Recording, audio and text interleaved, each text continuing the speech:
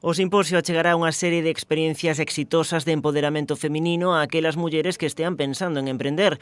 A través de 6 casos concretos, as persoas que participen poderán coñecer as claves para construir o seu proxecto cuns cimentos fortes, tentando salvar tamén os atrancos que poden ir aparecendo polo camiño.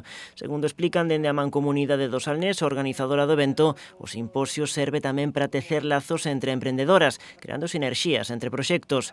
E todo para que as mulleres atopen noutros casos un apoio que lles permita dar o paso e aventurarse nunha nova andaina empresarial. Está dirixido a calquer persoa que quera emprender, tamén homes, pero falaremos sobre os pros e os contras, como facemos para o tema da conciliación familiar cando determinas emprender, cales son os obstáculos cando decides emprender, cales son os obstáculos máis grandes que se atopa unha muller emprendedora, e como se soluciona. Como nos simposios anteriores, nesta sexta edición terán un protagonismo especial as mulleres da zona. Desta volta serán 2 veciñas de Ribadumia as que conten a súa experiencia, unha como creadora de tocados e a outra como obradora de botellas de viño entendidas como pezas de arte.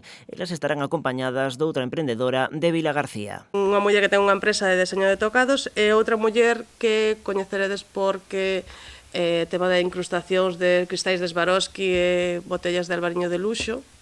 Chámase a súa empresa Viño e Arte. Despois temos representantes tamén de Vila García de Arousa, do mundo dos alimentos e da saúde, Encarnación García. A xornada complétase coa visita dunha muller de Castelló que creou unha empresa de mandis vintage e tamén dunha xornalista tinerfeña que afondará na súa actividade especializada na comunicación gastronómica.